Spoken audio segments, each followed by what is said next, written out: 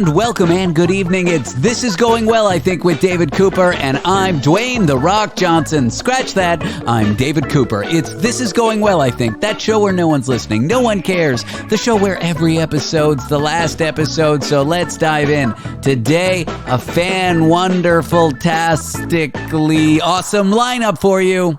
In about 10 minutes' time, it's Gary Direnfeld, therapist and social worker for Therapy Thursdays on a Wednesday. And guess what? Gary showed up late for his taping today. I'm looking forward to giving him a hard time about that. And inspired by Gary's tardiness, we'll talk about the Bank of Goodwill. That is the account that you have for every person you know, where you deposit goodwill when you're nice to them and you work well with them, and you withdraw goodwill when you're something like late for a taping.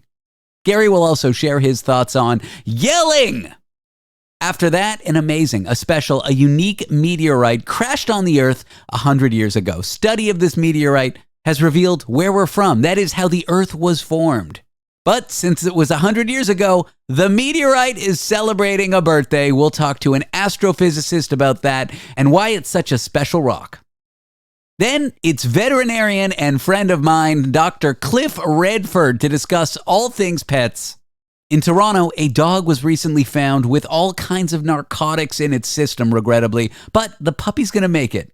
So Cliff and I are going to discuss how this can happen and how you can protect your pets from things that it might find outside that are dangerous. And a pilot for a show I'm calling Cat Talk. It's like car talk, except bad and about cats, and we're going to do that with Dr. Cliff. And finally, it's foreign correspondent Tony 5. Tony and I will discuss public pools, Trump's new vice president running mate, and I think Tony's going to hatch a plan on how to become rich on OnlyFans. That is the show. I am looking forward to it. But first, this. And now for something completely different, let's get our producer Dani on the line. David Cooper. Hello, Dani. It was a slow news day. I couldn't find any stories that I liked. Yes, I'm taping right now. So I thought we would go through... What are we going to go through? Hello? Oh, you can't hear me? Ugh. I can't hear anything. Oh, my God. Let's try that again.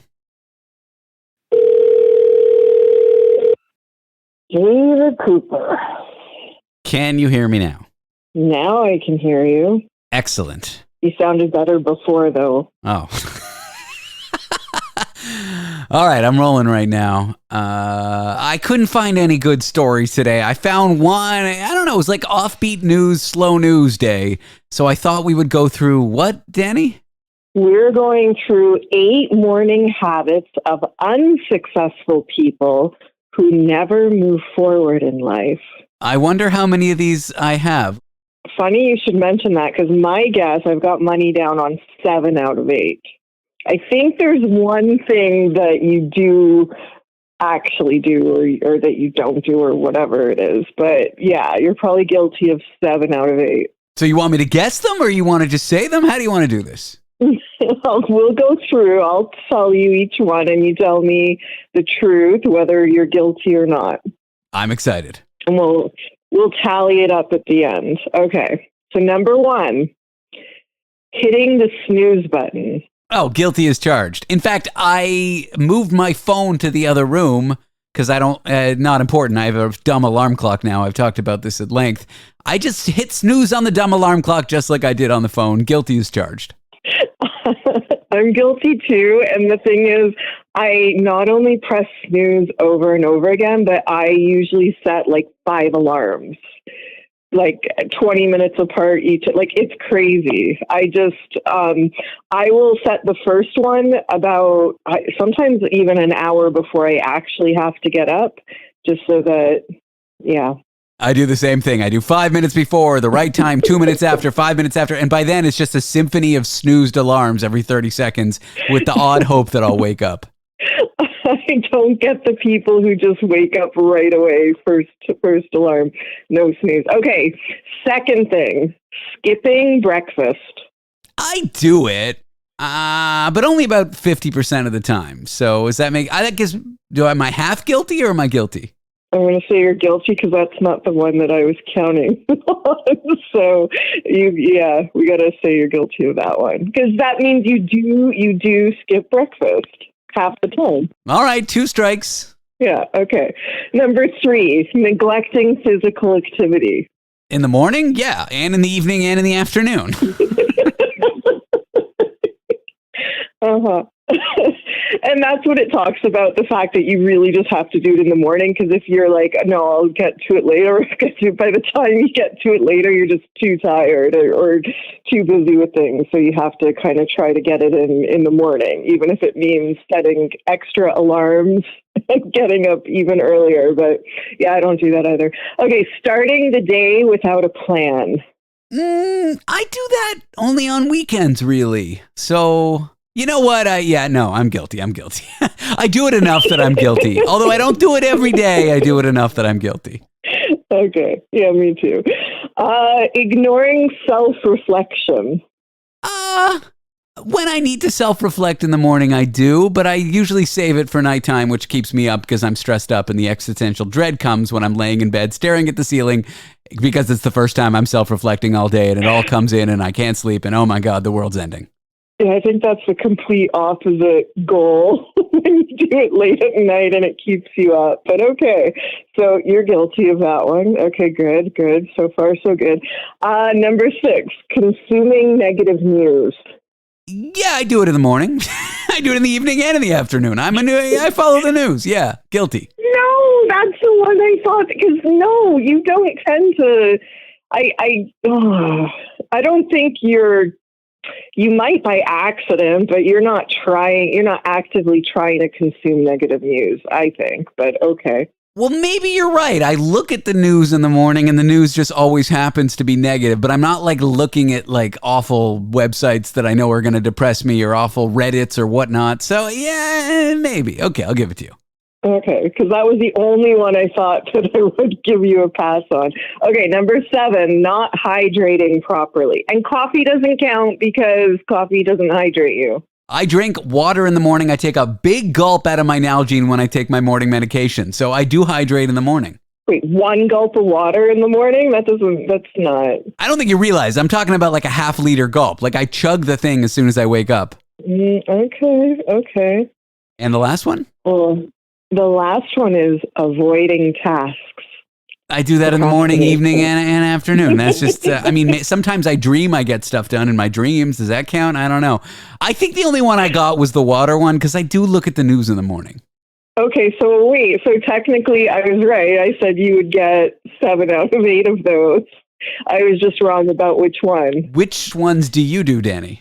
You know what? I think I do. I'm guilty of all of those except I don't skip breakfast because breakfast is my favorite meal of the day.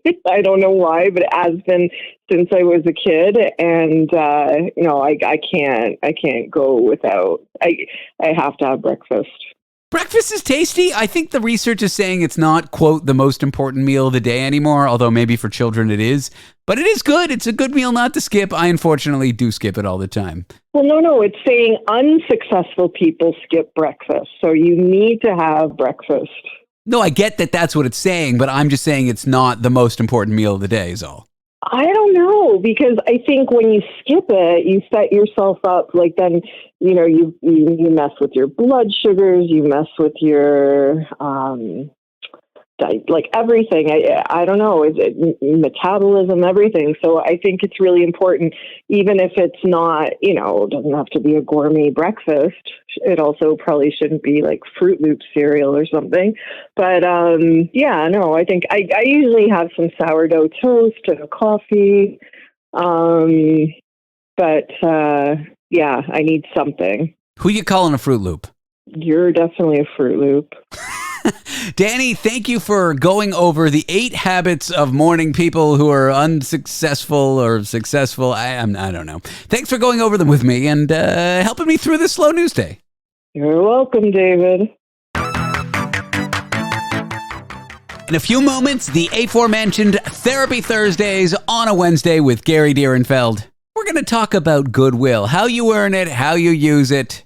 And also yelling. Gary's got thoughts about yelling, and you're not going to want to miss him. lest you become a bad parent, bad friend, bad coworker, or bad person. Man, it's really raining here in New York. And while that's not related to my interview with Gary,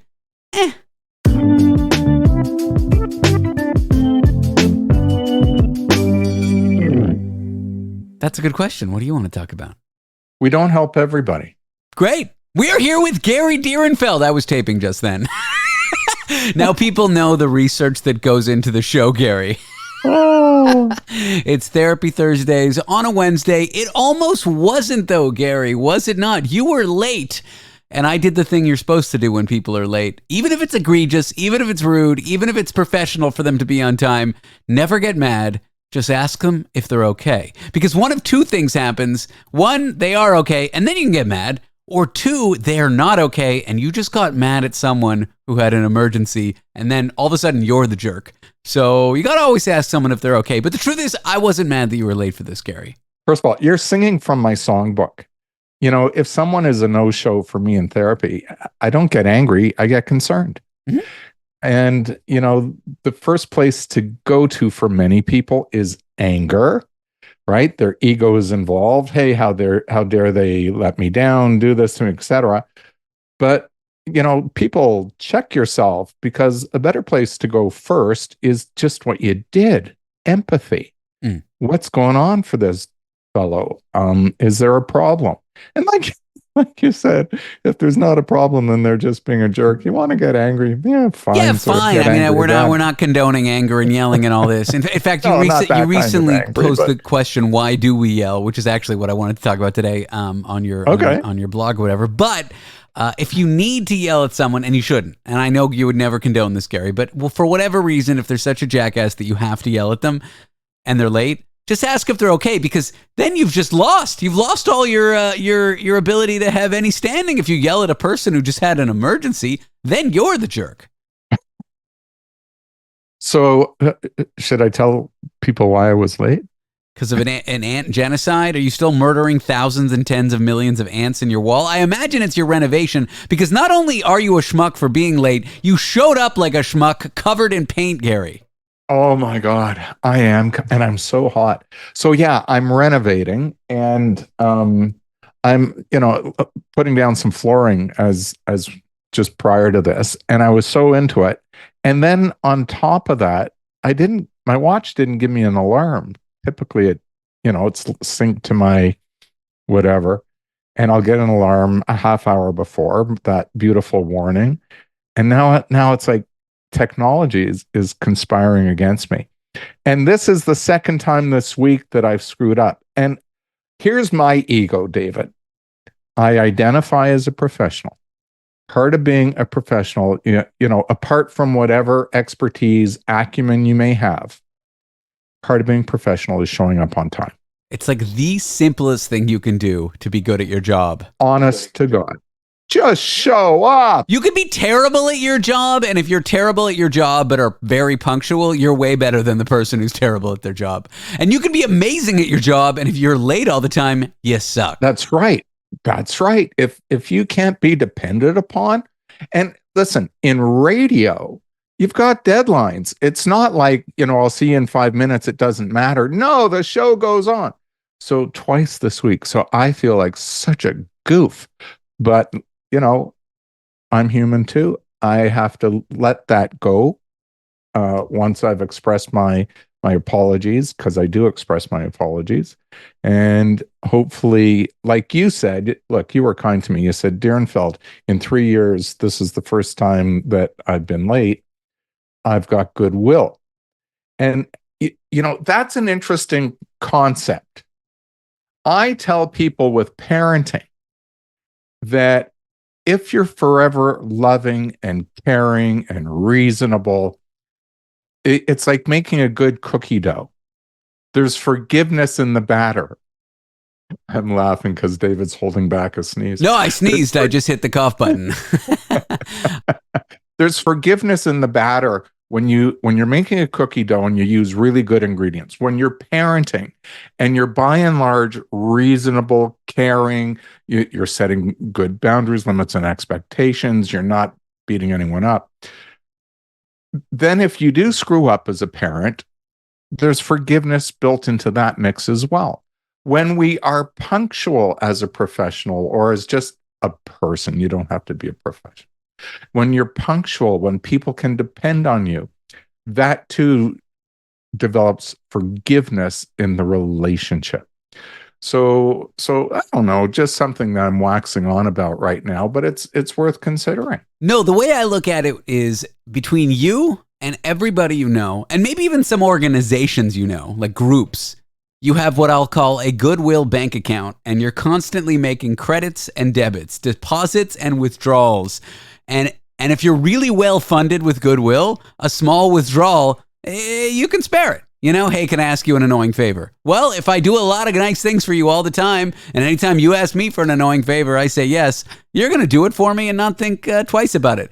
But if like you really don't like me and I'm late all the time and I'm rude to you and I yelled at your brother the other day and, and ask you for an annoying favor, the answer is going to be no. Yeah, enough's enough already. Yeah. Enough's enough. There's nothing in the bank of goodwill. There's no forgiveness in the mix. Occasionally, you can apply for credit and somebody will let you take out credit. You can go into the red. But I mean, like, if you need a favor from someone that outsizes every nice thing you've ever done for them, like a kidney, there's a chance someone might give it to you, but you're going to have to go in the red to get it. And that'll happen for you in life. And then there's times where people will not really trade in any of the goodwill you put in for goodwill in return. And that's life. People show their true colors sometimes. What you just said there, absolutely. I tend to be a pretty giving person. And then, you wonder, will this be reciprocated? And you call on someone for a favor and you get, basically F you. And it's like, and they may not express it that way, but that's essentially what, and then you wonder, what the heck? This has been a one-sided relationship.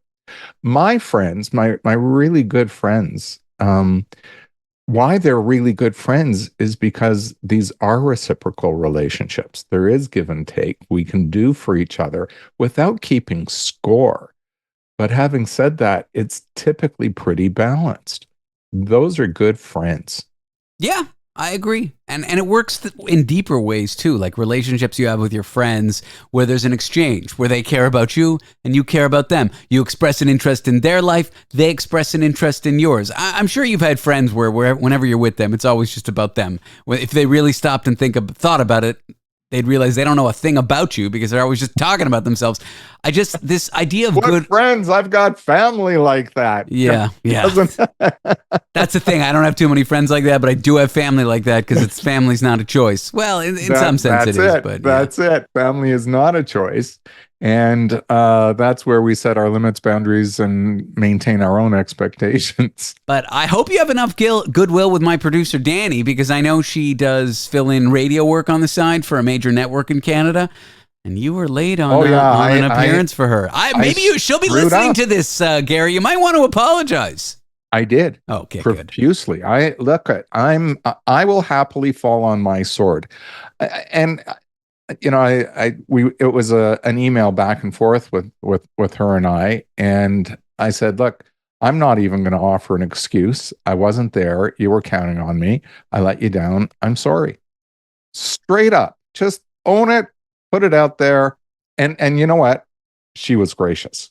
I'm sure she's amazing. And that's why I was going to say, and that's why she produces this show, but then I realized that is not an amazing thing. She must have that strange brain disorder where she agrees to work with me, but beyond that strange brain disorder, she is amazing. I once slept through a shift at a radio station many years ago. Oh, no. And the station manager, someone filled in and whatever. It wasn't too big a deal, but he messages me the next morning saying, "Are you okay?"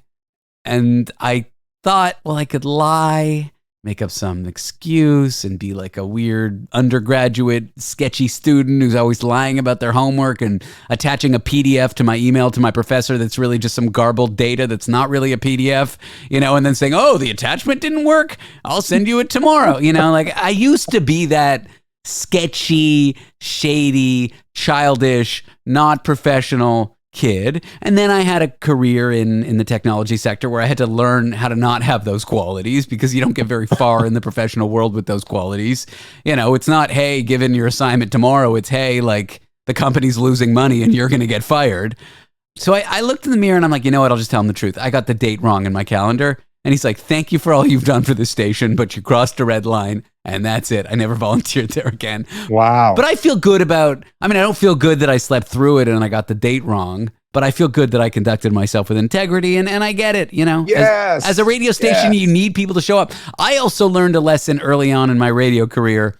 Showing up is beyond talent, beyond ability, beyond anything else in live radio, and I suppose in live television. Absolutely, you can't have dead air. Anything, or like sports, like any event that takes place live where you're either an athlete or a creative, whatever it is, punctuality is king. You're either, on time by 30 seconds is fine. It's not great, but it's on fine. But late 1 second is not going to work. I hosted the television show Newlywed Nearly Dead, and the producers would vet the couples for the show and shortlist and then bring it to me and say, here's the couples we're going to have on the show, this season.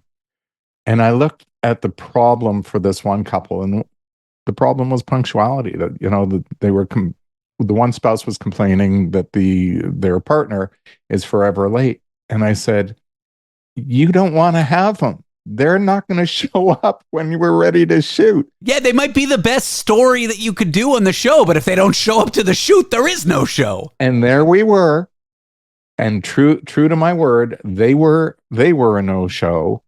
And I said to the producer, move on to the next one. And they didn't. And it was another no. And it's like, come on, I do this for a living. Yeah. I assess people.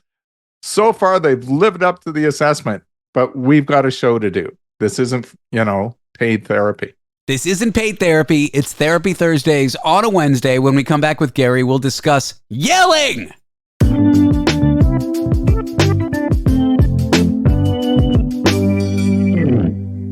We are here with therapist, social worker, man about town, who you can find at yoursocialworker.com. His name is Gary Direnfeld. He joins us for Therapy Thursdays on a Wednesday, an hour late for this taping. Gary, welcome to the show. Oh. I had to do like a sneak in the hit piece right there. Yeah, thanks. You know what? First of all, it is good to be here. Thank you. It is. If it helps, I was just sitting at my computer working on today's show. I had lots to do. I'm not mad in the slightest. And even if you forgot it completely, we were already coming up with a contingency plan. You don't need to worry about it. We're all good. If you were a real friend, though, you'd be here laying my floors with me. Come on. Well, that's why we're not real friends. I'm a Jew. I don't do a home renovation. I know. People look at me and they say, you're Jewish. What? You're doing you haven't contracted it out? I said, no. I'm going to do it myself. I love home renovations. I was watching the Seinfeld episode last night. I think the episode's called The Yada Yada Yada, but it's the one where Bryan Cranston, who plays the dentist, converts to Judaism, and Jerry's like, thinks that he's doing it for the jokes. Right. And, Bryan Cranston's like, I was at the gym, but I just took a schwitz. It's more like a Jewish workout. And Larry's just looking at him. He could do renovations, Bryan Cranston, the dentist, because he was a convert. So I'm wondering, was there a convert somewhere in the family tree? I mean, how are you doing these things? I know. My dad was handy around the house, and I kind of picked it up from him. And then, you know what they say? What do they say? How does that saying go? The mother of necessity is the mother of invention. I guess there are handy Jews out there, just not many. I mean, they had to have built the temple, right? There at least had to have been 10 handy Jews to build that temple. There you go. Okay. Anger. Yeah, you posted on your social media the following. Yelling or overemphasizing your words does not strengthen your message. Speaking calmly from the heart is a better delivery strategy. You posted it in gigantic copy with sort of a bright orange background, which made me feel like you were yelling at me with the post. But I loved it. I feel like, is it ever appropriate to yell? I mean, maybe to save a life, maybe to break up a fight. First of all, I didn't know that it was in big, bold letters. No, I think when you just post a short one, I do it on my phone, and on my phone, it looks kind of regular text. So it wasn't to be a yelling meme. I know that. I Just to think be- the way that it works is if it's a short post below a certain number of characters, it makes it look huge. And then if it's a longer one, it looks like normal copy. I think that's what you fell victim to. I know you weren't trying to yell at me with your post. Right. So context is everything. If your kid is rushing out between two parked cars out to the street, you're going to yell, "Stop!" That's pretty reasonable. But otherwise, between friends, colleagues, yourself and a stranger, you're in the checkout line, somebody doesn't move their car fast enough. You want to make a point. You're in conflict with your partner. Your kid isn't listening. Yelling typically, escalates anger and bad feelings. And yelling has people concentrating on the delivery of the message versus the actual message. So if you're not being heard, rather than yelling, you actually may want to tone down the volume so that people have to lean in and listen more intently. Oh. Dun, dun, dun. I would see teachers and stuff do that. My parents were yellers, so that never happened in my house. But the whisper, the severe, grave whisper, the serious whisper, it's a much better tactic, I think. Honest to goodness. But you like Seinfeld, obviously. The Costanzas, right? Screaming at it drives everyone nuts. It's still, it's stereotypical. But the thing is, there's this concept of mirror neurons. Give me a few minutes here. There's this concept of mirror neurons. In the 1990s, some researchers attached electrodes to macaque monkeys to their brains. And they showed the monkey, I forget what they showed it. Maybe it's a banana.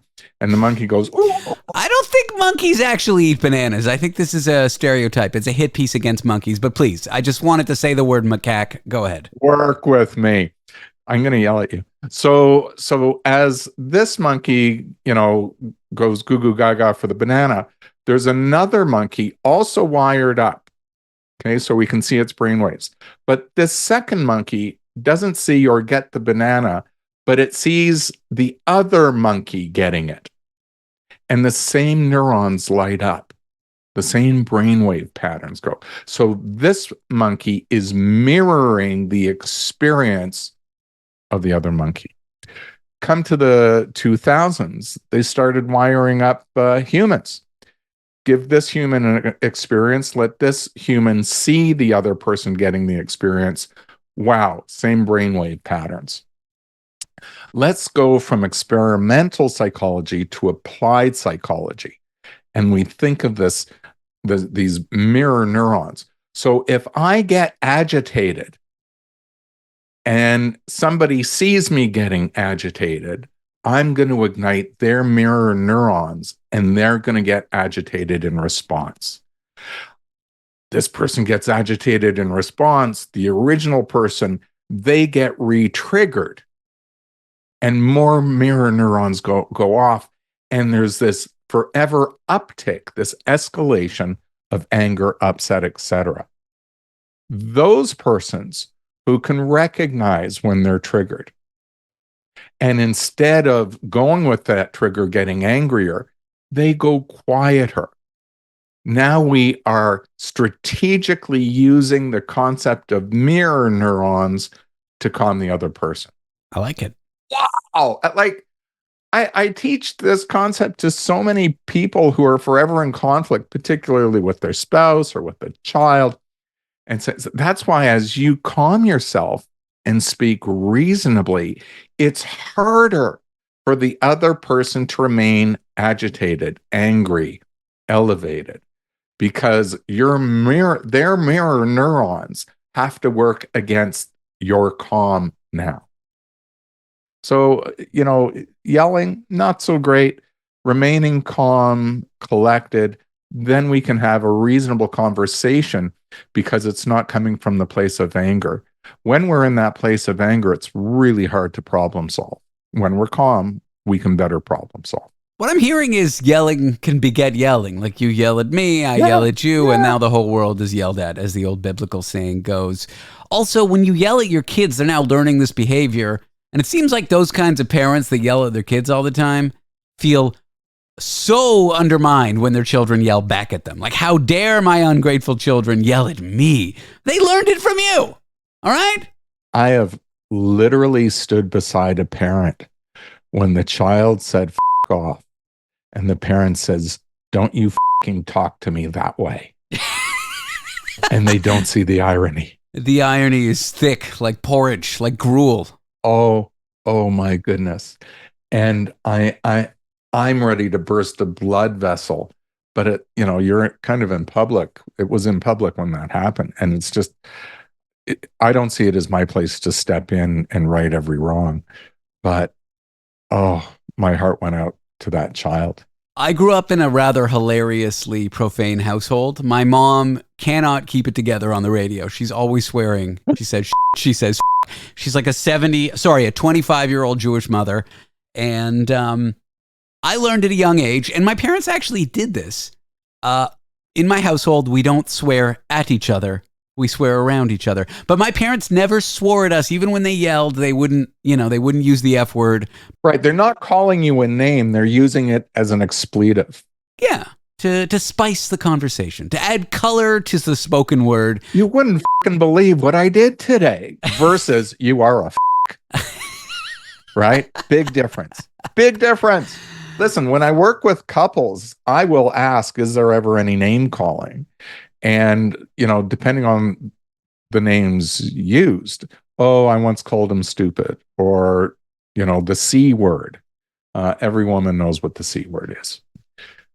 There is such a difference in intensity in verbal violence, depending on the language and expletives that we use. Yeah, and how they're used. Like, using it to color language up and to be silly, or using it to insult and demean and degrade. Exactly. So, it gives me a sense of the intensity, the verbal violence, and depending on the words used, then you got to wonder what else is going on. And you pull on that thread, and you can learn that there's far more going on that's also harmful. So yeah, yelling, not a good thing for managing behavior or getting one's point across. Being calm, being in a sense deliberate with your calm, intentional. That you want to use that concept of mirror neurons to calm the other. Let them borrow your calm. Gary, stop yelling at me. It's a pleasure. Thanks for chatting with me today. Looking forward to seeing you next week, hopefully on time. I swear I won't do it again. That was the last time. Thank God we connected, though, eh? Yeah, it's always a pleasure. I love speaking to you. Yeah, you can tell I'm Canadian, eh? Yeah, it happens to me too. Gary Direnfeld, therapist, social worker. Check him out at yoursocialworker.com. Up next, 100 years ago, a bunch of people in Colorado were minding their own business, attending a funeral, when a meteorite struck. Well, that meteorite has taught us things about the early Earth and how Earth was formed that pretty much no other meteorite has. It's an amazing rock, and it's the rock's 100th birthday. We'll talk to an astrophysicist about that and the celebrations.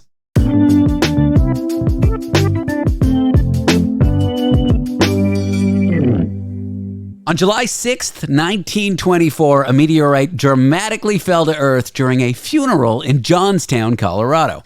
The falling rock has become an important one in science, and it is the meteorite's 100th anniversary, which was recently celebrated, highlighting its contributions to science and its unique historical story. I have the man who organized that. He is a professor of planetary science at MIT, an astrophysicist, and his name is Richard Binzel. Richard, thanks for talking to me.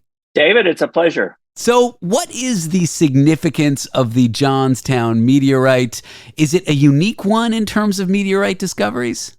The Johnstown meteorite is unique both in terms of its arrival and its origin. The arrival was really quite spectacular. It was a Sunday afternoon, about 4:20. A funeral procession had just left the chapel to bury a young gentleman named John Moore. When the sky broke open, if you will, there's sounds of what sounded like cannons or rifles, booming explosions, which we now understand were sonic booms. And just behind where the funeral procession had walked, a large rock about the size of a football plunged into the ground. And that, of course, was the Johnstown meteorite. If the folks attending the funeral weren't superstitious before, I do worry this might have caused them to become a little superstitious. Is this meteorite your regular everyday one, or is it one worth study? So not only did this meteorite arrive in an unusual announced fashion, it comes from a very special place in our solar system. It comes from the asteroid belt, where most meteorites do come from. But in particular, there's the second largest asteroid, which is named Vesta.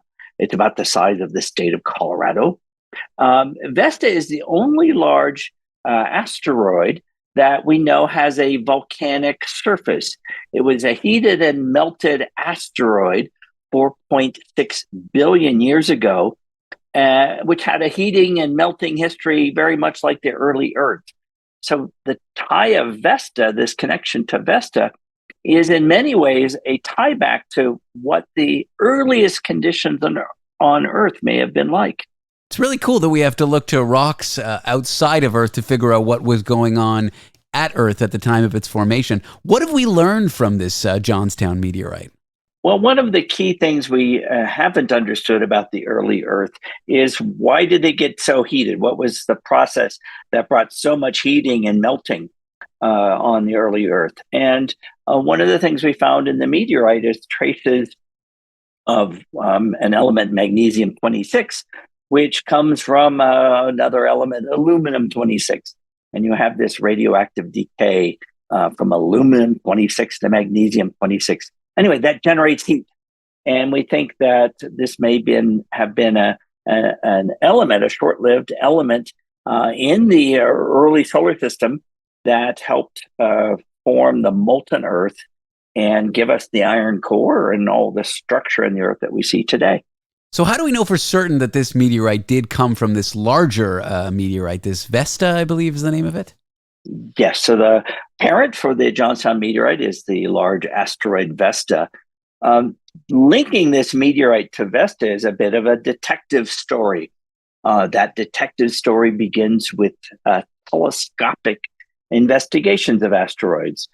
So we can see asteroids out in space because even though they're rocks, they reflect sunlight. Some of that sunlight reaches us on Earth. So we can see these asteroids. We collect their light in a telescope. We break that light down into its rainbow of components, what we call a spectrum. And that spectrum is like a fingerprint for what the composition of the asteroid is. And it turned out of all the largest asteroids out there, only one of them has a spectral fingerprint, if you will, or a composition that shows it to have had a volcanic surface. And that's the asteroid Vesta. Is that enough of a link, or is there always a chance it came from somewhere else? But then if it came from somewhere else, it probably came from somewhere similar to Vesta. Right. So the detective story continues in that, since the 1970s was the first time that we noticed the compositional properties of Vesta were like this class of volcanic meteorites. But we couldn't figure out how you get here from there.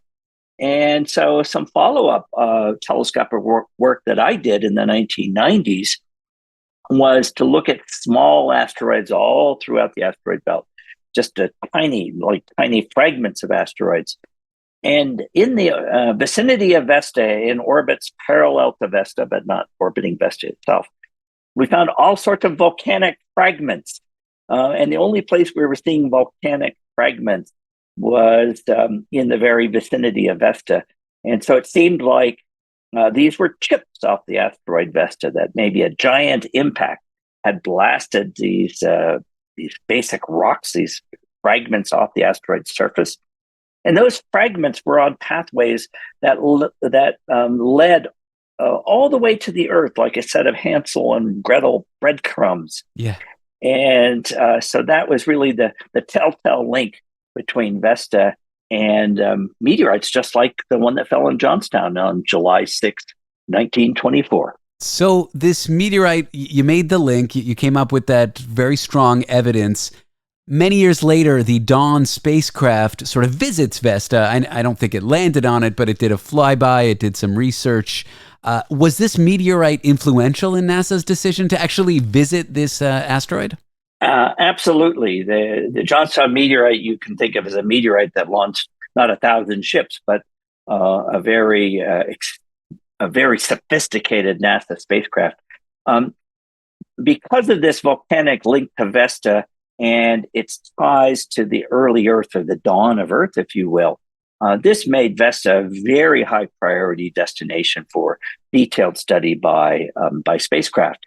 And so, in fact, the NASA Dawn mission was able to go there and make very detailed, in fact, elemental abundance measurements of Vesta to conclusively show that the link between meteorites like Johnstown and Vesta is a secure link. So this is all very fascinating stuff, and I'm really excited that we dove into the science of it, but I would be remiss if we didn't talk a little bit about 1924. What were people saying back then? Do you know what the local paper said, what the people at the funeral said? Like, what was the sentiment when they watched this rock fall from the sky and hit the earth not so far from where they were? Well, to some people, they thought it was the end of the world. Again, before we knew what sonic booms were, to hear that and to see this streak of smoke across the sky, was completely foreign to the knowledge of most people, and so it was a spectacle, if you will. The meteorite was dug up. Being at a funeral and a burial, people had shovels handy, and the meteorite was dug up. It was put on display in the town, and soon word reached local scientists. Curators at the Denver Museum came out to see this and offered a $100 donation to the chapel for taking custody of the meteorite. And that was all agreed. And the meteorite has lived in the Denver Museum of Nature and Science for the past 100 years. So speaking of that 100-year anniversary, how was it celebrated? What happened exactly? Well, the first thing we were able to do, with a bit of paperwork, was to release the meteorite from the museum on furlough, if you will. So it got out for a day, and the meteorite was able to come back exactly to its fall site, exactly 100 years to the day. And so to celebrate, the Johnstown Historical Society, combined with the town, endowed a historical marker now permanently in place at the site of the meteorite fall. We had a ribbon cutting dedication ceremony for that historical marker. The meteorite was there to enjoy the festivities, and at the conclusion, there was a rousing chorus of "Happy Birthday, Johnstown Meteorite," which somehow seems appropriate for what else do you do for a rock that came from 125 million miles away, but just celebrate it and sing happy birthday when the time is right. I imagine it was a fun day, and I imagine at least some ancestors of the people that were there 100 years ago were there today. Did you enjoy the day? Was it a good one? Were you glad you did it? We had a beautiful, beautiful Colorado morning for the dedication. The great-granddaughter and some great-great-grandchildren were all present for the dedication ceremony. And I think it was just a fun time to celebrate small-town pride, a link between small-town America and the cosmos. I think it was inspirational for a lot of young people. Over the past many months, I've spent quite a few visits into the local area schools, and the hope is that this could be one of those things that sparks an interest in science or technology in a young student, and they too can become a scientist studying exciting meteorite samples from space, and maybe even going out and collecting the samples themselves someday. And it would be just a terrific feeling if celebrating this meteorite was part of what motivated their careers to be space explorers themselves. Well, I gotta wish the meteorite a happy, I don't know, 4/5 billionth year birthday, but in reality is the 100th birthday of when it hit the Earth. Thanks for going over this with me, and congrats on the celebration. Thank you. It was a real pleasure. The townspeople could not have been nicer and more fun to work with, and they worked very hard for an entire day of festivities, including a meteorite drone show in the evening. And so it was a great day for the town of Johnstown, Colorado. Richard, thanks so much. I appreciate your time. David, my pleasure. Richard Binzel is a professor of planetary science at MIT. Up next, it's All Things Pets with Dr. Cliff Redford, my friend and a veterinarian. We'll also discuss how a dog in Toronto ingested narcotics. Don't worry, the puppy's okay. And how to avoid your dog getting poisoned and how often this really does happen. So, pets, up next.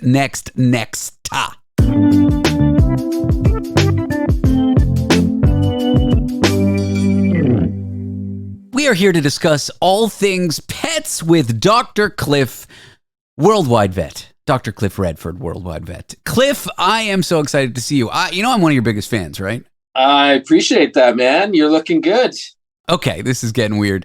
We're here to talk pets, motivated by a story with a dog in Toronto who's got a terrible drug addiction, and the dog's family has been trying to organize an intervention. No, this is a wild story. In Woodbine Beach, near there, a vet found a dog that had cocaine, opioids, and THC in its system. It was a golden retriever puppy. How did this happen? What is going on? How are we in the state of things where dogs are being found on drugs? Yeah, apparently this puppy grabbed something that looked like a piece of meat out on the beach and then started to trip balls and vomited a few times. Its eyes were rolling back. It started to slip into another dimension and see geometric patterns, I guess. And then do they hallucinate in color? That's the great question. I don't know. That is a great question. We're going to have to ask him.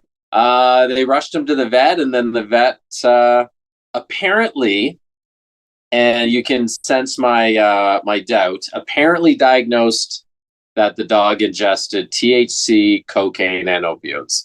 I know you're not a strange meat on beaches analyst specialist, but how does a piece of meat get laced with all three substances? I get I'm a drug addict. I'm doing a little drugs, I'm doing my cocaine and it drops on my meat, or I'm smoking weed, or I'm taking an edible and it falls on my meat, or I'm taking opioids and the Oxycontin that I have it falls on a piece of meat. Yeah. How does all three happen? This is the question for me. That's why this doesn't pass the sniff test for me.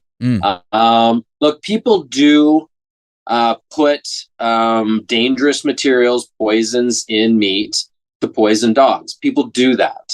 But there are much better poisons than recreational drugs that have some significant value. And to do all three is kind of strange. Why would you do that? Why would you waste it? I'm assuming these people partaking in these drugs value these drugs. Why wouldn't you use something else?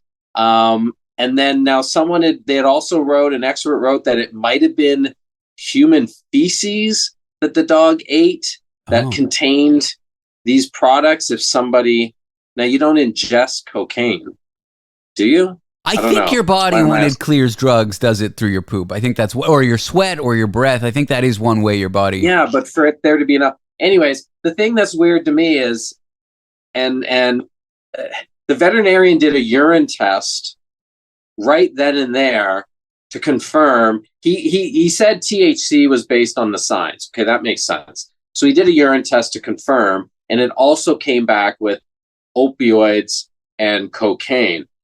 I've worked in Toronto. I've had dogs that have taken illicit substances, only one illicit substance at a time, not multiples. And is there a test that's that accurate, that quick, that a veterinarian would have? This is a little weird for me. Either way, the puppy's doing great. They treated it with a reversal agent. They induced vomiting. They cleared the system with charcoal, got him on IV fluids. But it is strange. You already answered one of my questions. What can you do for a pet? But I guess you flush its stomach, you put it on fluids, you do just kind of make sure it's okay for a while. Here's a funny story. I think it's funny anyways. Tell me if it is. Years ago, I had a client of mine call me. It was a young woman. She was university age. She called me because her dog had swallowed a joint. And this was before it was legal. This was before I had partaken in marijuana. So I didn't really know much, but I knew that a big 100-pound dog eating one joint was going to be okay. So I decided to play with her a little bit. And I got very, very serious on the phone. And I said to her, okay, this is very, very serious. Here's what you need to do. Are you writing this down? She's like, okay, go. I was like, all right, when your dog swallows marijuana, you need to hide the potato chips and turn up the Led Zeppelin. I love it. It's playful. It's not too worrying.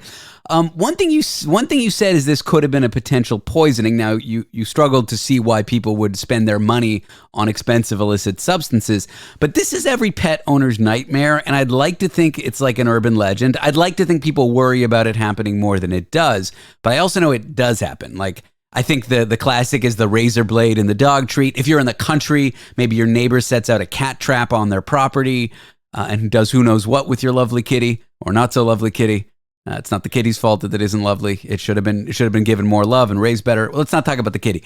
How often does this happen? What have you seen? Well, definitely once a year. Once a year in Toronto. Usually it's like at a park, where people, I guess, are annoyed that dogs are being allowed to run around. Someone will lace hot dogs with like rat poison. Ugh. That definitely happens. And those people deserve to be beaten, I think. They can get in a boxing ring with them. I'm a pacifist, but I'll say they deserve to be imprisoned for quite some time. They're sociopaths. That's nuts. They get beat up in prison. Look, I'm never going to advocate someone getting beaten up. However, if they do get beaten up, it's not going to offend me. There you go. Okay. You're a nicer guy than me. What I do get clients coming to me often when their dog is sick. And they say, is there any chance this is a poisoning or a toxin? And you know, because my neighbor is kind of a jerk and maybe he threw something over the fence. I was like, that's pretty unlikely. There's a lot of jerks in the world, but there's very few that are going to be poisoning the neighbor's dog.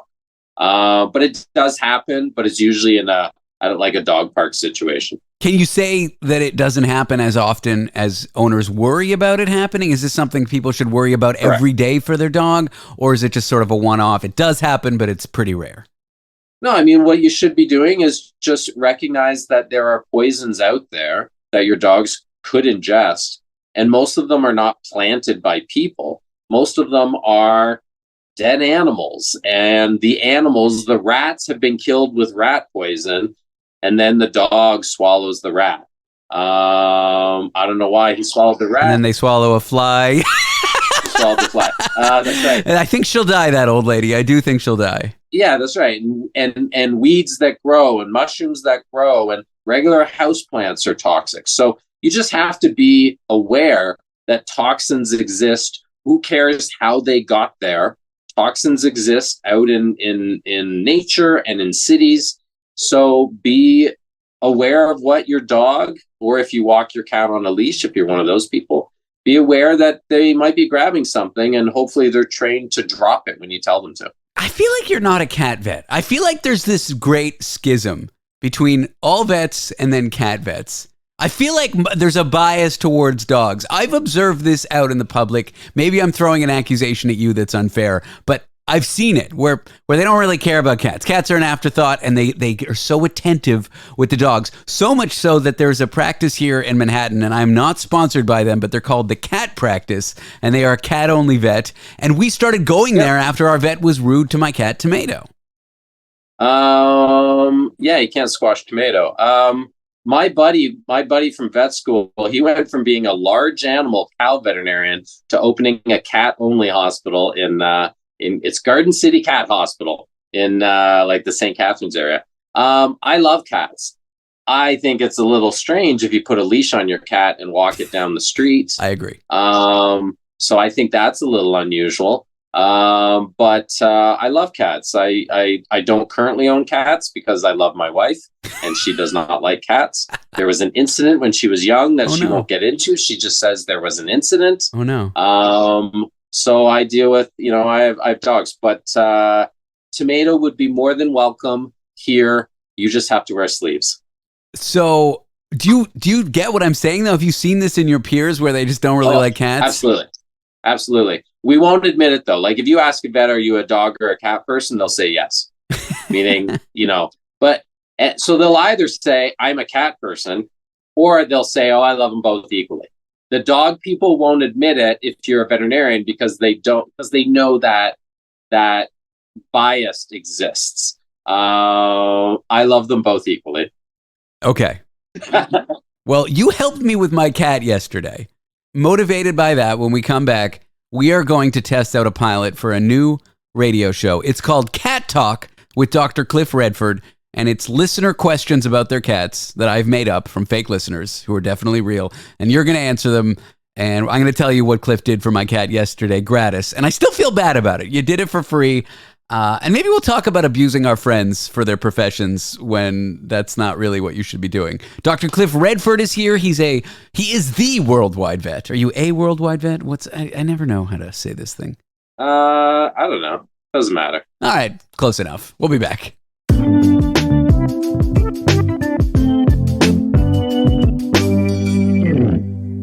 It's Cat Talk, like car talk, about cats, and not as good. We're here with Dr. Cliff Redford, worldwide vet.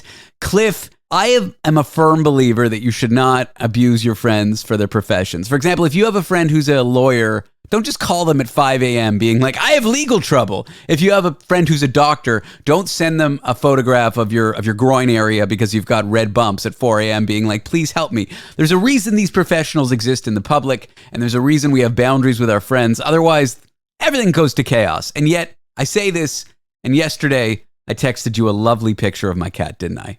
Yes, of your cat's excrement or vomitus or... it ended up being a nasty, slimy hairball with maggots in it. So I thought, okay, it's tapeworm, it's hookworm, it's ringworm, it's groundworm, it's heartworm, it's earworm, it's buttworm, it's pawworm, it's toe bean worm, it's intestinal worm, which are all real worms. I went to veterinary school, not you. But luckily, my cat just threw up. We didn't clean it up because it was under the bathtub and we didn't see it. And it was a very healthy looking pile of vomit mush, and so a fly decided to lay its eggs in it. Those eggs turned into maggots.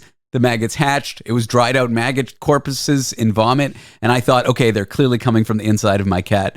So I sent you a lovely picture, and you're very helpful, and I want to thank you. And I know that we should have better boundaries. Like, I feel like the next time you have trouble editing an audio file, I'm not going to help you.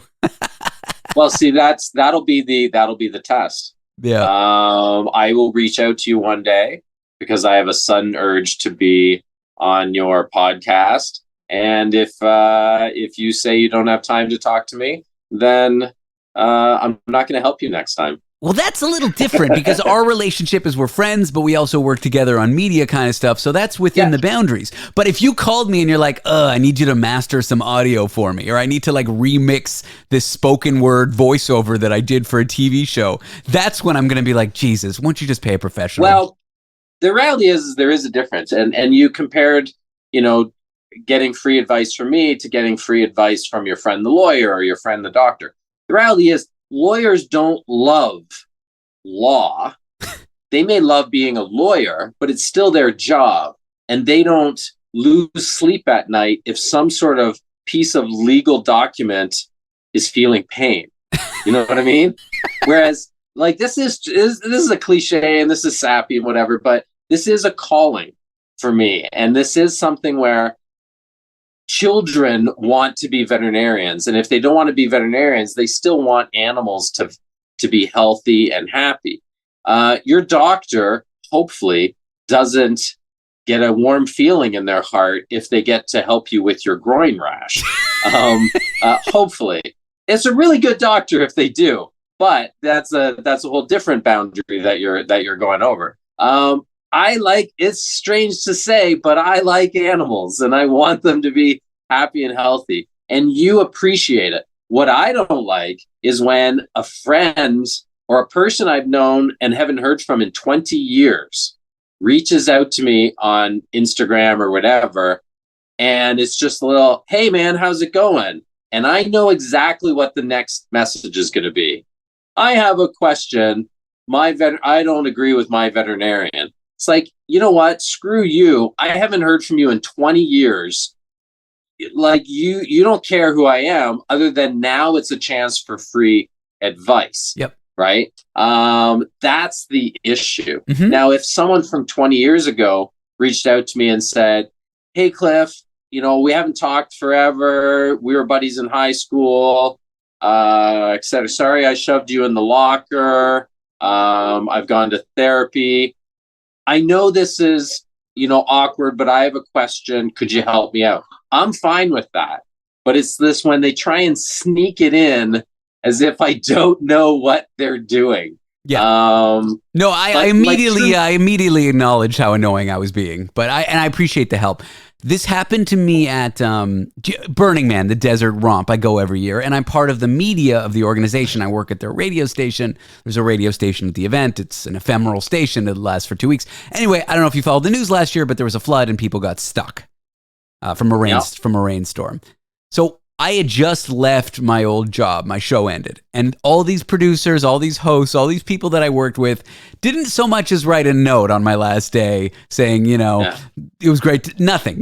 Radio silence from maybe 6 or 7 people I worked with who were just my coworkers, whatever. I don't care. The second they found out I was trapped at the event, I had in my inbox a message from like every producer at that company being like, David, how are you doing? And I immediately knew it was coming next. Hey, do you have time for a 5-minute phone call to be on TV or the radio to talk about Burning Man? And I'm like, no, I wasn't allowed to because the media of the organization wasn't allowing me to like do those things. But it's funny. People come out of the woodwork when they want something from you. And yeah.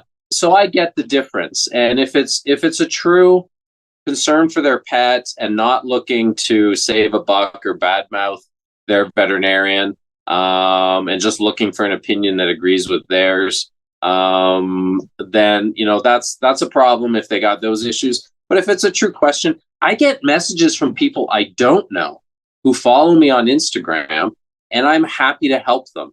And it's just, why are you doing it? That's the main thing. And as long as the people appreciate it, then we're okay. And maybe we return the favor later on. Maybe we don't. Who knows? But I'm the Marlon Brando godfather of the veterinarian world. Cat Talk, a cat pilot with Dr. Cliff Redford. It's like Car Talk about cats and way worse. Question number 1 from definitely a listener, not just me making up questions. My cat recently started meowing loudly at night. What would be causing this behavior, and how can I help them? Can you mimic the sound that this definitely a viewer, not a made up question? He goes meow, and I call him the mayor of Rear because he goes meow. I just sometimes I feel like he just wants to talk to us because we always repeat his meows right back at him. We have these weird when a child repeats everything. That's me and my cat. Yeah. Okay. So see that I got you to admit that it's your cat. I was gonna say like female cats will do that when they're in heat. They will start screaming as if they're in pain, and they're basically doing breeding calls. And they need a male cat to please them before they can get out of heat. It's a pretty crazy situation. Or you actually have to probe their vaginal canal with a Q-tip. If you don't have a male cat to do the job, to stop their heat cycle. I hate that I asked you this question. I have no idea why your cat's doing that. I mean, sure. I think he's just lonely. You need another cat. Oh God, please don't say that. Or if you do, I'm not going to let my girlfriend hear this. He does his post-poop freak out. Like he'll poo, he'll bury it, and then he'll meow and run around the house like, I'm a big animal, you should be scared of me. I think because evolutionarily, they know that their excrement stinks and that can attract predators. So he buries it, but he knows maybe it still kind of smells. And so he's just trying to announce that he's a big cat. He's a big, huge cat and not a little wimp. And all predators, be aware, even if you smell his poop, he's not to be trifled with. And I think that's why he does his late night meows. Yeah, that's quite possible. That sounds fair. You did go to vet school. Yeah, I'm a cat behaviorist. This one definitely not from me or my girlfriend. How can I help my needy cat cope with separation anxiety when I leave for dinner, work, or leave him alone for a day or two while we're on vacation? Sorry, well, this listener, Susie, is on vacation. That's a great question. So please don't say get another cat. Yeah, that's right. Don't go on vacation. Get another cat. That's always the. It's like asking a used car salesman, should I get a second car? Yes, of course. There are some great supplements. There are great products to help with separation anxiety if it's serious enough to require it. There are products called Feel Away, which is it's like a Glade plug-in refresher kind of thing that goes into your plug, your outlet, that emits a man-made pheromone, a calming pheromone. We use this. It's actually great. And I know it's amazing that it works, and it works really well. So that works. For the severe cases, we'll actually put them on anti-anxiety medication, human medication called amitriptyline. And if that doesn't work, I have a few cats that get Prozac. Not the cool punky band, but the actual medication. Yeah, I mean, there's things like that. And then there's foods. Talk to your veterinarian, your real veterinarian, not your friend. Talk to your veterinarian about picking up. There are foods that have calming anti-anxiety effects to them that you can feed regularly. It's a balanced diet, and it just kind of chills them out without sedating them. And maybe it'll help if it's the same cat with the overnight freakies as well. My cat this listener's cat sometimes sits on top of a piece of furniture that they have in the kitchen, stares down at the world, and it really does look like he's plotting. This particular cat, could be a she, is plotting world domination. Should I be concerned? Can I dissuade him from his moods where he wants to kill everything, or is that just the predator instinct? I'm sure this cat is plotting world domination, and same thing you do every night. Pinky, we're going to try and take over the world. That's how cats are, man. They are dictators, and they are just lions stuck in a 15-pound body. Learn to sleep with one eye open. And lock your door at night, people. There's nothing you can do about it. He was on my counter the other day, and a friend was over, and I kept taking him off the counter. And my friend's like, how do you prevent the cat from jumping on the counter? Because he just got a cat himself. And I'm like, you don't. The cat does what it wants. You're the one who has to change. People talk about, you can put tinfoil on the couch, so when they jump on the tinfoil, it freaks them out, and then they never jump on the couch again. Yeah, and then they go and pee on the couch, or they get stressed out. No, you don't get a cat if that's going to be a problem, because guess what? They're going to jump up. They do what they want. Cats teach people about boundaries. Dogs teach people about love, and I think both have their uses. Yeah. We used to say dogs have family, cats have staff. Yeah. But I think people who are bad with boundaries, who are really grabby and kissy with children and touchy-feely, they don't understand cats, because if a cat doesn't want to be pet, don't pet the cat. You know what I'm saying? Yeah, it'll smack you. Cliff, it's always a pleasure talking to you. I really appreciate your time. Always fun, man. That concludes our pilot of Cat Talk. So we just got picked up by Netflix, Hulu, and what's the one in Canada? Crave, is that something? Crave, it is Crave, yeah. We just got picked up like that. Nice. Let's do it. Co-creators, buddy. Where can we find you online, Cliff? Easiest is Instagram at drcliff worldwide vet, or my website is drcliff.ca, because I'm not an egomaniac. Dr. Cliff Redford, you can find him in Ontario, near Toronto. Markham! I knew it. See, that's Markham. I don't know why you forgot. I remembered it was Markham. Your practice is called, I definitely know the name. Wellington. Wellington Vet Hospital. Vet Hospital. Yeah. See, again, I don't. It was right there, dude. It was right there. Thanks, Cliff. You almost had it. And finally up next is Tony 5, our foreign correspondent. Tony recently went to a public pool. So we're going to discuss that and a new pick by President Trump for his running mate, as well as, lots of other stuff. Look, it's Tony, our foreign correspondent. What do you expect? It's a bunch of idiots that no one should have given microphones in just a few moments.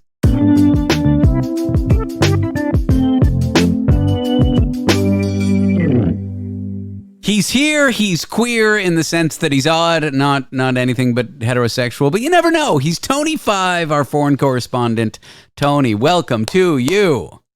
I'm there. I'm where? Do you like that? I'm where? What is that, a cat groaning? I don't understand. Something like that. My friend, today I've been pensive. Why is that? Just been ruminating, thinking, cogitating, deliberating with myself, wondering where to go in life sometimes. And I thought, where better to discuss it in the privacy of this show where nobody listens? Where to go in life? The toilet, I hope, yeah. Yeah. I know. I was just thinking, I wonder where I am and where I want to be and what I want to do and where I want to be going. You're sitting in your house. You have headphones on. Correct. And where are you going? I don't know. Where are you going tonight? I thought you were going to stay in. Your back is sore or something. Oh, well, no, it's much better than it was yesterday. I went to a supermarket today, and I thought, supermarkets are amazing, aren't they? Wild. It's just a place of everything, right? Like no other animal has a supermarket.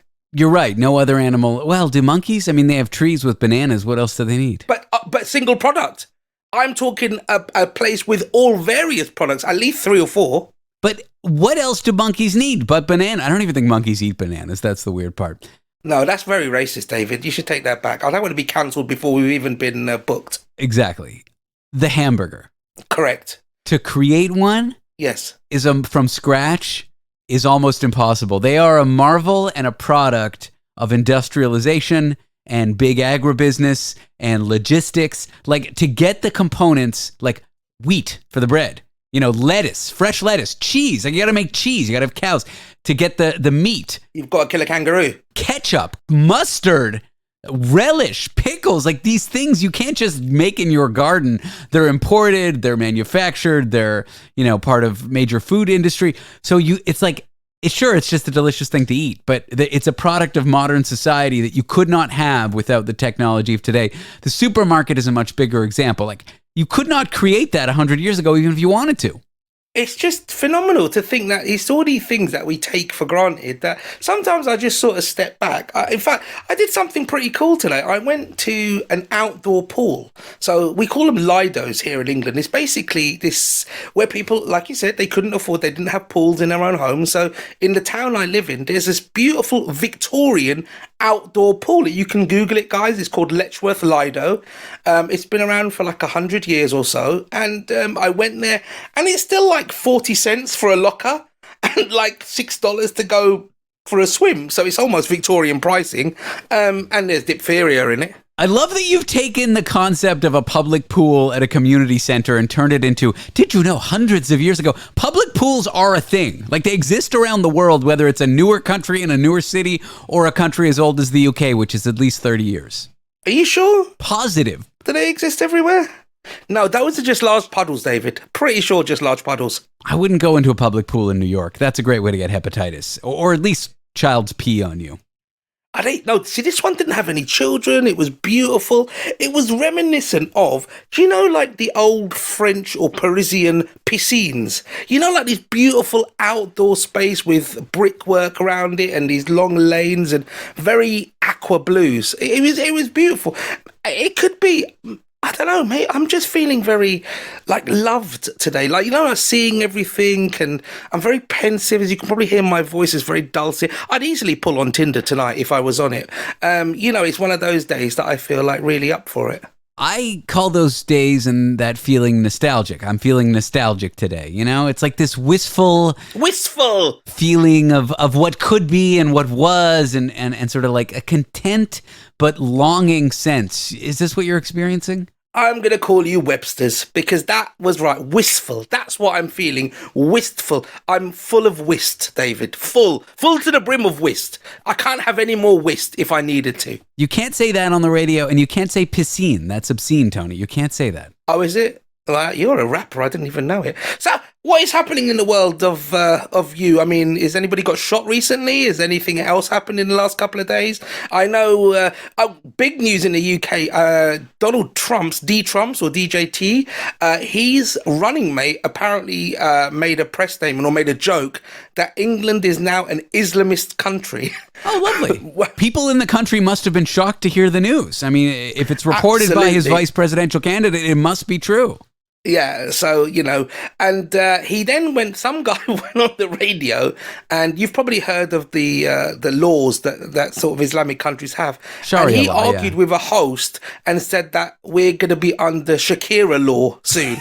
Did he actually say that? He did, and it's on the radio. It's brilliant. The guy come on and start arguing with the radio host called James O'Brien, who's on LBC, a fantastic broadcaster, like radio show host, and argued with him and said, yeah, we're not going to be under Shakira law. And all I thought is, of any law that I would love to be under, it would be a Shakira law. What's your favorite?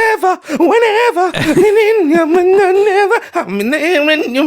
that one. I would love to be under that law. The wherever, whenever law. Yeah, those hips don't lie. That's what I'll say. Those hips don't lie. Hips do not lie, and she will take it up in court. If they do, that's the law, right? The weird part about it is I turned on, I turned on a part of the internet where I shouldn't have, Like, David. it's like reporting on what the weird wackadoodle right-wingers are doing. Right. What are they up to today? What are those people up to today? There was a couple of super right, horrible, racist, whatever, white supremacist podcasters, whatever. Oh, I really like them. Of all the supremacists, I would say they're the best ones. Have you seen, are there black supremacists? Are there any other supremacists? When you think about it, again, this is what I said about being wistful. White supremacy, brilliant. We're white, we're better than all of you, fantastic. But where are all the other supremacists, David? How can you be a supremacist if there's no competition? I guess they're just really good at it. They have thousands of years of practice. But they can't be supreme if they're not in a team with people. It's like they're in a one-horse race. It's true. If there's no other groups that are, super racist and want to be supremacists for their group. Correct. They're by definition the best, but they're also the worst. And we know that they're the worst. Is there a white mediumist? Is there a white we couldn't quite get into classist? Is there a white, we flunked that class? I mean, they need to get with it so that there's a group of them together. I would like that. Anyway, these idiots are upset because Trump's new vice president candidate, whose name is J.D. Vance. He sounds like a character from a police disciplinary program. J.D. Vance here, ready to take it on. No one's going to get past me and J.D. Vance. Anyways, these right-wing racist conspiracy theorists are angry with Trump because J.D. Vance's wife is a first-generation immigrant. She's Indian. Her parents immigrated from India, which of course is no problem, no issue there. But they're like, well, he's not a part of our crazy cause anymore. Can you imagine? And this guy is an ultra right, like he's saying crazy things. Like the UK is Shakira law, Sharia law, Shakira law. Yep. But yeah, it's like he's not enough of a I don't know what dirtbag because his wife, and Trump's wife is an immigrant too, but I guess because she's white, it doesn't bother these people. I don't know. Correct. She's a good kind of immigrant, David. She's a supreme immigrant. You see? She's an immigrant supremacist. Now, there you go. You've got various immigrants and you can be the supremacist one of them. Phenomenal. But this guy, Vance, he's the odd one because apparently only a few years ago, he was really horrific about Donald Trump. He said some horrible things and now he's just completely backtracked. It's really strange. I think in the hit campaigns that the Democrats are going to air on television, they're going to show clips of him trashing Trump and be like, is this who Trump's really going to choose? I think that's what we're going to see. I don't know for sure. I haven't seen an ad like that, but I'm just expecting it very soon. I'm just hoping that the other group, I always forget who they are. Who's the other group that do Biden? Republicans? Democrats. I hope the Democrats just think, right, we have got a really, really bad horse in the race. We need to pick one. I read a poll somewhere that 2 out of 3 registered Democrats want Biden to step down and have someone else run. I don't know if it's true. I read it in a poll. I don't even know where the poll was or what I read, but regardless, the sentiment is there, and I would like him to step down. I mean, that'd be something good for the country potentially. What I like is that we've spoken about this topic and I have absolutely no idea about political commentary. I'm basing most of my judgment on the footer page of Yahoo. And you, I think, know even littler than me because you're Canadian, which is phenomenal. And that there are 2 idiots talking about this like we actually know what's going on. 2 idiots talking about blank is basically the theme for what we do on the show, Tony. So I don't know what the issue is right now. Why are you? It's because you're wistful. That's why you're taking an issue with this. It is because I'm wistful. Yeah. But it's a strange scenario. The world is a strange place. You can imagine that in 6 to 9 months, the whole landscape's going to change, right? It's going to be something. Something's going to be different and odd. Like an earthquake will shift the coastline or something? I don't know, because it's just, I think... Or a tornado will clear out a forest? Is that what you mean by landscape shifting? I think a whirlpool somewhere will happen. Tony 5 is here. It's whatever with Tony 5. It's the new name of... yeah, this is whatever with me. I know it's good. Like I said, it's been a wistful day. I went swimming in an outdoor pool, which you probably wouldn't have liked because it was public. And yeah, today's been good. I was a little bit foggy this morning when I woke up, and I put furniture polish under my arm instead of deodorant. But yeah, how about you? When we come back, the side effects of furniture polish in your armpits with Tony 5, armpit scientist.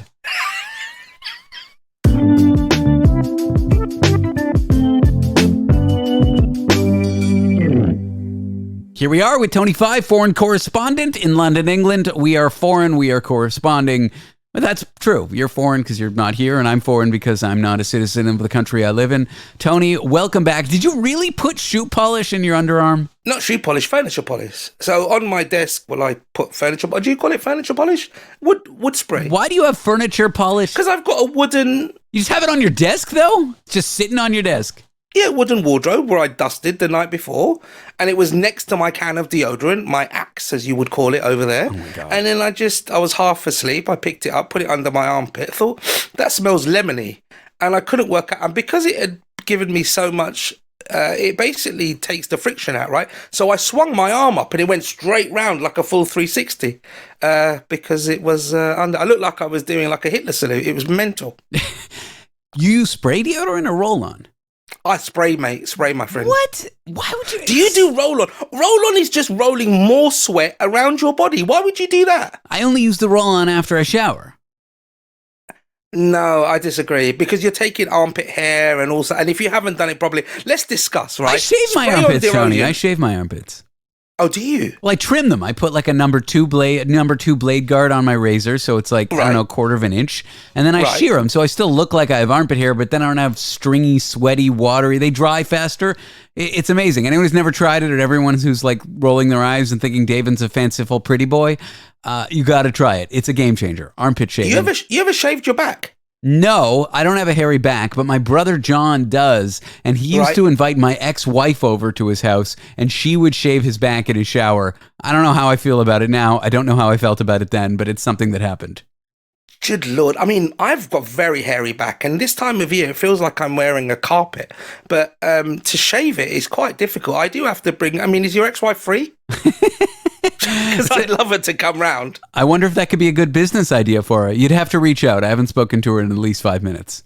Okay, so yeah, we'll find out whether she can do it. But yeah, I mean, shaving body hair is a funny one. Like, I think you need a little bit of hair to feel the way you do, but I guess coming out all clean, I do feel like it will be streamlined. I like it when I see people like swimmers and cyclists, they shave their hair because it saves that extra millisecond off their running race. I always wonder whether that's just a joke or true. I have no idea, but if you're racing for fractions of a millisecond, I guess you'll do anything that you think will make you faster. I've always wanted to do a full body wax, like a Brazilian, but all over my body, just to get a fresh start, like my hair, my head hair, my butt, everywhere, and then just see what happens. Like completely fresh start, clean palette, clean slate, new day, new world, new hair growth. Every hair I have from that day forward is a new hair. I've always wanted to do this, but I've never had the courage. You'd look like a fetus.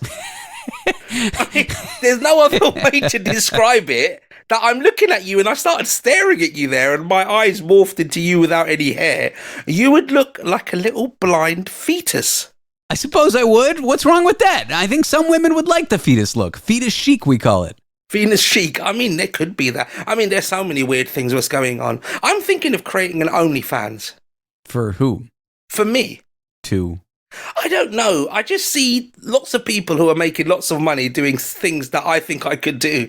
So, Cameo, OnlyFans, I don't know. I just feel like I'm industrious at the moment. Like I said, part of my wistful nature is trying to be industrious today and trying to try something different. I don't know what. Speaking of Cameo, You could probably go on there without having any celebrity at all because there are impersonators on there, which brings me to something that I don't think we've ever talked about on this show, Tony. You're talking about my birthday present, isn't it? I am talking about your birthday present. I've still got it. It is probably one of the most epic things you've ever bought me. It was about 3 or 4 years ago. And I'd never heard of Cameo. You'd got me an absolutely abysmal impersonator of Mr. T. It wasn't Mr. T impersonator. It was just basically a black guy with a Mohican trying to sound like Mr. T. He'd gone to a thrift shop and had bought as many gold chains as he had possible. And then he shouted at the screen at me for 15, 20 seconds. Worth every penny, David. Absolutely worth every penny. I completely agree. Should we play it? Play it, dude. It's for Tony's birthday. It's a Mr. T impersonator called Mr. T Supreme, I think. That's right, yeah. Tony, can you hear me? I say, Tony, can you hear me? Good. I pity the fool and don't wish you a happy birthday coming Sunday. I hear you about to turn 43 years old. That's almost just as young as Mr. T. And I pity the fool that don't come to see you on your birthday.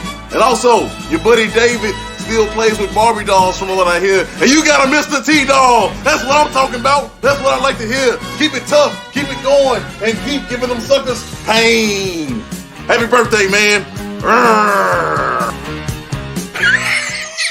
Absolutely fantastic. This guy's just come out of nowhere. He's basically just shouted slightly catchphrasey things that Mr. T said once in the A-Team during the 80s and got away with it. I mean, good luck to him. He just shaved a mohawk. He doesn't even look like Mr. T. I guess he had a gold chain. You know how much that cost me? No. $50. No, that guy's raking it in. That's why I say if he can do it, I can do it. And that's why I think you should go on Cameo. Okay, so maybe that's going to be my my thing today. Work out what to do. I mean, hopefully, listener, if I do go on Cameo, you could buy one for a loved one, a friend, somebody dying in a home, and where we can make a little bit of money on the side, David. Do you do any impersonations? Yeah, I can do you. Hello, David Cooper here. I'm from Canada. Hey. Do you like that? Yeah, oh my God, uncanny. Right, I can do my New Yorker. Hey, I'm walking here. You know, I'm going to get a deep dish pizza pepperoni and I'm going to shoot you in Fifth Avenue. That's Chicago deep dish pizza, but not important.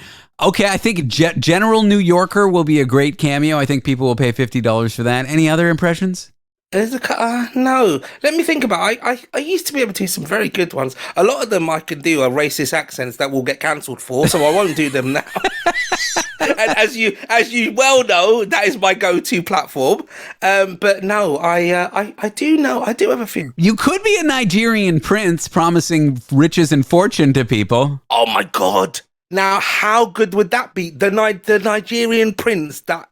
Oh, David! Just get like a really shitty webcam and a fake backdrop of like, I don't know, a city in Nigeria. And it should be really grainy and bad with really bad audio quality. And then you do like birthday messages from the Nigerian prince. And then all the people need to do is give you their banking information. Correct. Or your mother's maiden name. Hello there, people. It is me, Prince Adula. And I am here for you, David Cooper. I would like your mother's maiden name, your PIN number, because you are entitled to $100 million. We're going to get canceled. Can you at least pretend you have some Nigerian ancestry? I probably do somewhere along the line. Yeah, oh my God, that's such a good idea because you get those emails, right? Or I could be those Indian call center people that try and get you on like Amazon. You're in a weird position of being from Mauritius, which is an island in the subcontinent, yeah. That's between India and Africa. So are you allowed to do offensive accents from people from Africa and India? Absolutely, 100%. I've got the pass, David. I can do this. This is awful. David, this is the new way I'm going to make money. I'm going to be the internet troll, but live, the Cameo internet troll. Do you think anybody's done that? Don't tell anybody, but do you think anybody's done that? I just feel like you missed your calling in like 2015. I just don't think people's tastes for that level of abject racism is there anymore. Like, I'm offended. I'm worried when we release this, I'm going to get canceled.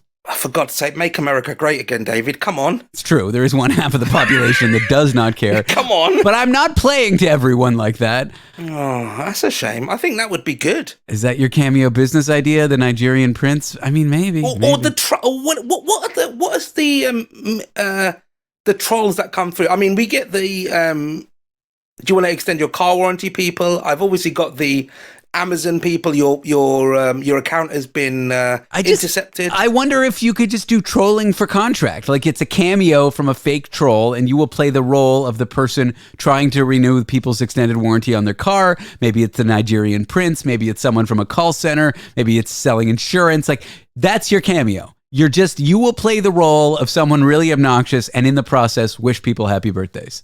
The fake troll role.